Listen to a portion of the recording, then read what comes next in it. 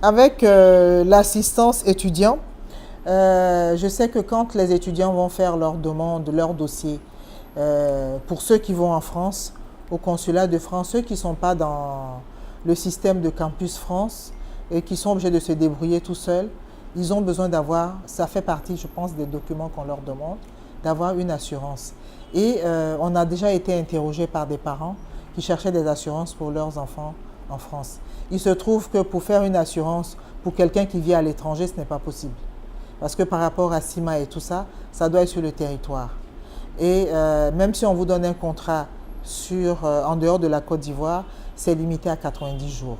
Et la différence, c'est qu'avec ce contrat Globe Partner, les étudiants peuvent avoir, à partir d'ici, les parents peuvent souscrire un contrat santé pour leurs enfants, pour compléter leur dossier, pour la demande de visa et tous les documents dont l'ambassade de France, le consulat de France a besoin pour faire leur inscription.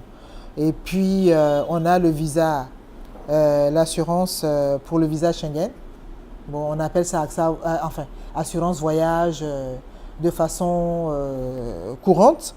Mais sinon, il y a une demande pour toutes ces personnes qui voyagent, il y a cette demande-là. Et ça fait partie des dossiers dont on a besoin. Avant, ce n'était pas... on n'insistait pas trop dessus. Mais bon, il y a des gens qui partaient en voyage, ils en profitaient pour se soigner. Et puis, il y avait des ardoises, de ce que je sais. Et donc, aujourd'hui, le consulat de France qui gère tous ces visas, pour la plupart, parce que c'est le plus courant, hein, le consulat de France, exige dans les documents le visa, l'assurance voyage, et qui s'appelle, pour d'autres, je prends l'exemple d'AXA, ça s'appelle AXA Voyage, il y en a qui appellent ça assurance voyage, et pour ACS, c'est assurance pour visa Schengen. Voilà. Et donc, dans ce contrat-là, il y a de la garantie d'assistance, il y a la garantie quand tu tombes malade de façon, voilà,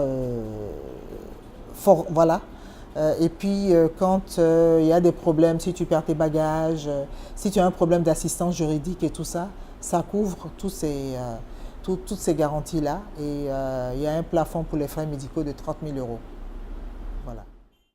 Pour la plupart, il y a des gens qui ont des cartes de crédit et tout ça, sur lesquels il y a toutes ces garanties. Mais déjà, il faut savoir qu'il y a toutes ces garanties.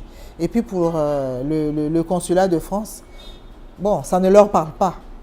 Parce que bon, la proportion de personnes qui ont des cartes de crédit avec toutes ces garanties, ce n'est pas très évident.